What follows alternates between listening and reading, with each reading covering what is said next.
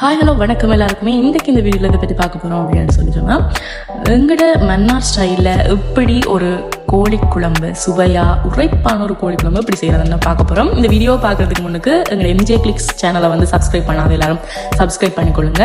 So now வீடியோக்குள்ளே போகலாம். முதலாவது நான் 1 கிலோ சிக்கன் எடுத்துருக்கிறேன். அந்த 1 கிலோ சிக்கனை வந்து நல்லா கழுவி ஒரு சட்டியில் எடுத்து வச்சுக்கொள்ளணும். அதுக்கு பிறகு அதில் உப்பு சேர்த்து அதோட கொஞ்சம் மஞ்சளும் சேர்த்து, மஞ்சளையும் சேர்க்கிறது அப்படின்னு சொன்னால் அந்த இறைச்சி மனம் போகணும், பச்சையாக இருக்கக்கூடாது அப்படின்றதுக்காக. ஸோ இதெல்லாம் சேர்த்து கலந்து விடணும். அதை அப்படியே ஊற விடணும். ஏன்னு சொன்னால் அந்த உப்பும் மஞ்சளும் வந்து நல்லா இறைச்சியில் சேரணும். அதை அப்படியே ஊற விட்டுட்டு அதுக்கப்புறம் பார்த்தீங்க அப்படின்னு சொன்னால் கருவேப்பிலை, தக்காளி பழம், கறிமிளகா, வெங்காயம், வெள்ளைப்பூடு இதெல்லாம் வந்து கட் பண்ணி எடுத்து வச்சிருக்கிறேன். கருவேப்பிலைய நீங்க கறிக்குள்ள போடுறதை விட பச்சையா சாப்பிட்றது ரொம்ப நல்லது. நிறைய பேர் வந்து இதை யூஸ் பண்றது இல்லை பச்சையா. என்ன அப்படின்னு சொன்னா, நீங்க கருவேப்பிலைய காலையில வெறும் வயிற்றுல ஒவ்வொரு நாளும் சாப்பிட்டு வந்தீங்க அப்படின்னு சொன்னா உங்களுக்கு கொலஸ்ட்ரால் குறையும்.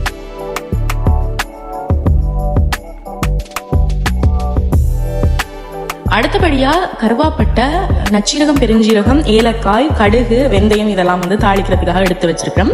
இதே சமயம் வந்து இறைச்சிக்குள்ள நாங்கள் ஆல்ரெடி ஊற வச்சிருந்த அந்த இறைச்சிக்குள்ள அப்படியே மிளகாத்தூள், அதாவது 3 கரண்டி போட்டு உங்களுக்கு தேவையான அளவு மிளகாத்தூளை வந்து போட்டு அதை வந்து நல்லா மிக்ஸ் பண்ணி அதை வந்து நல்லா ஊற வச்சிருங்க. ஏன்னு சொன்னா அந்த மிளகாத்தூள் வந்து இறைச்சியில நல்லா ஊறிடும்.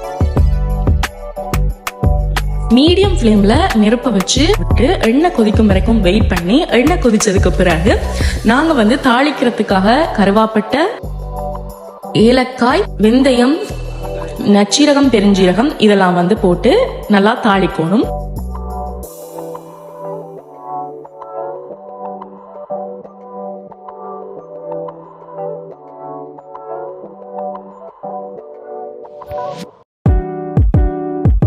தாளிச்சு அதுல வந்து வாசம் வரும் பொழுது நீங்க கறிமிளகாயை வந்து அதுல ஆட் பண்ணணும்.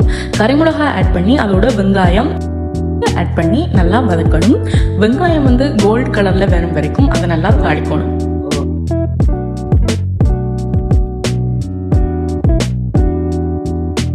அடுத்ததா பாத்தீங்க அப்படின்னு சொன்னா அதுல கருவேப்பிலையையும் வெள்ளைப்பூட்டையும் போட்டு நல்லா தாளிக்கணும். வெள்ளைப்பூட்டு நேரத்துக்கே போட்டிங்க அப்படின்னு சொன்னால் வெள்ளைப்பூடு வந்து தீஞ்சு போயிடும். ஸோ அதுக்காக வந்து நீங்கள் கருவேப்பிலையோட வெள்ளைப்பூடை ஆட் பண்ணுறது வந்து நல்லது. இதுக்கு பிறகு நீங்கள் தக்காளி பழத்தை ஆட் பண்ணி தக்காளி பழம் நல்லா வேகி வரும் வரைக்கும் அதை வந்து தாளிக்கணும்.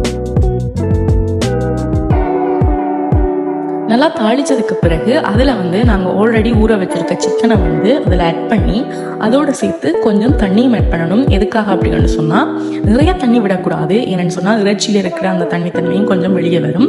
அதனால நாங்கள் கொஞ்சம் தண்ணி ஆட் பண்ணி அதை நல்லா அவிய விடணும். இறைச்சிங்க நல்லா அவிய விடணும்.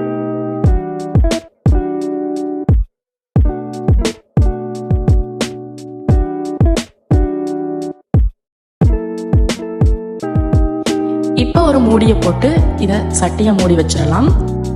ஒரு 10 to 15 நிமிஷம் வந்து நீங்கள் இறைச்சியை அவிய விடணும். அவிய விட்டுட்டு அதுக்கு பிறகு நீங்கள் கொஞ்சம் கிளறி விடணும். கிளறி விட்டுட்டு அதுக்கு பிறகு பார்த்தீங்க அப்படின்னு சொன்னால் நீங்கள் இதில் வந்து பால் ஆட் பண்ணணும். அதாவது தேங்காய் பால் ஆல்ரெடி நாங்கள் புழிஞ்சு வச்சுருக்கோம். ஸோ அதை வந்து ஆட் பண்ணி தேவையான அளவு ஆட் பண்ணணும். கூட ஆட் பண்ணிங்கன்னு சொன்னால் நிறைய குழம்பு மாதிரி இருக்கும். கொஞ்சம் வத்த விட்டு கறி வச்சிங்க அப்படின்னு சொன்னால் நல்லா இருக்கும்.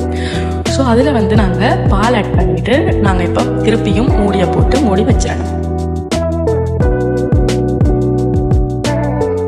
ஒரு 2 to 5 மினிட்ஸில் வந்து பால் நல்லா வற்றி கறி கன்சிஸ்டன்சிக்கு வந்துடும். அப்போ வந்து நீங்கள் அஜினாமோட்டோ வந்து ஆட் பண்ணலாம். அஜினாமோட்டோ வந்து நீங்கள் ஆட் பண்ணுறது வந்து கொஞ்சம் வயசு போனாக்கள், வருத்தக்காரர் இருக்கிற வீட்டில் வந்து இந்த அஜினாமோட்டோ யூஸ் பண்ணக்கூடாது. என்ன ரீசன்னு சொன்னால் அவங்களுக்கு வந்து இதால் பாதிப்புகள், சைடு எஃபெக்ட்ஸ் வந்து வரணும். அடிக்கடி யூஸ் பண்ணக்கூடாது. வீட்டில் எப்பயாவது ஒருக்கா நல்ல டேஸ்ட்டுக்காக வந்து அதை வந்து யூஸ் பண்ணலாம். ஒரு 2 மினிட்ஸில் அடுப்பு ஆஃப் பண்ணிவிட்டு அதுக்கு பிறகு தேசி புளி வந்து ஆட் பண்ணலாம். தேசி புளி நீங்கள் எப்பயுமே ஆட் பண்ணும்போது ஸ்ட்ரைட்டாக சட்டிலே ஆட் பண்ணக்கூடாது. ஏன்னு சொன்னால் அதில் இருக்கிற சீட்ஸ் எல்லாம் வந்து கறிக்குள்ளே விழுந்துடும். சாப்பிடும்போது கொஞ்சம் இரிட்டேஷனாக இருக்கும். அதனால் நாங்கள் வந்து ஒரு கரண்டியில் ஆட் பண்ணி தான் அதை வந்து கறியில் ஆட் பண்ணணும். இப்போ வந்து நாங்கள் எதிர்பார்த்த சுவையான உரைப்பான ஒரு மன்னார் ஸ்டைல் கோழிக்கறி ரெடி ஆயிட்டது. இதை நாங்கள் எல்லாரும் குடும்பத்தோட சாப்பிடலாம். இந்த வீடியோ உங்களுக்கு பிடிச்சிருந்தா லைக் பண்ணுங்க, கமெண்ட் பண்ணுங்க, ஷேர் பண்ணுங்க. அதோட இதே மாதிரி நிறைய வீடியோஸ் பார்க்கணும் அப்படின்னு சொன்னா எங்களோட சேனலை வந்து சப்ஸ்கிரைப் பண்ணுங்க.